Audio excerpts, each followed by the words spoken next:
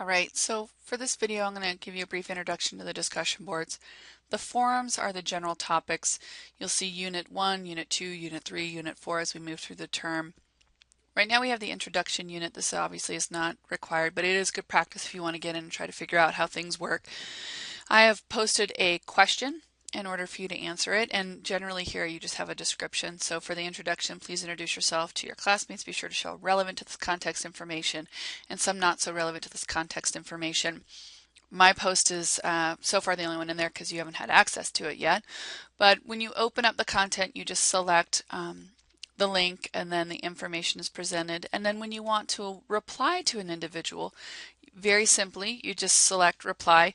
One of the things that I've noticed is that if you're using a Windows Surface or a touchscreen item, the reply button, let me cancel that. This reply actually doesn't show up sometimes. So if you can have a mouse and if you link a mouse and you still have that touchscreen capability, you can intermingle the two sensory experiences. But sometimes this reply button doesn't show up on the Surface items like iPads, phones, Windows Surface, and very simply you just type your comments.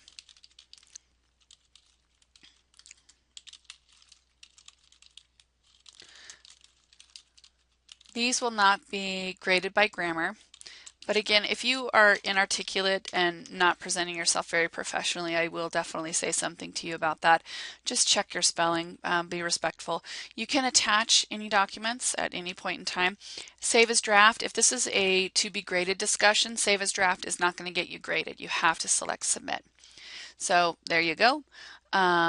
Thing is submitted, it shows information in the thread, select OK, and now the discussion post, the forum, is going to show two people engaging, myself and myself, and then down here we have 5 people engaging, 6 unread posts, which means that I haven't been online looking at these things.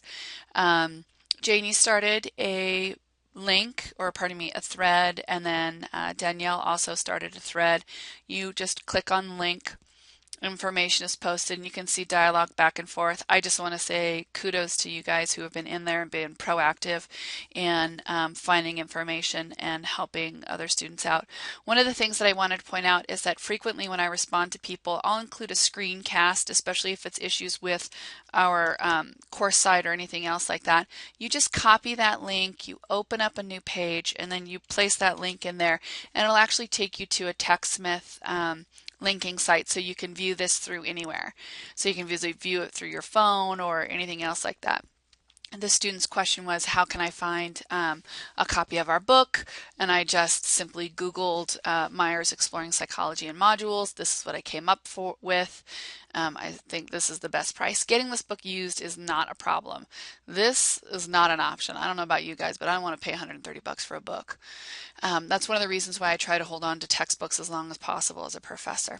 So screencasts, I use those quite a bit. I find them incredibly helpful.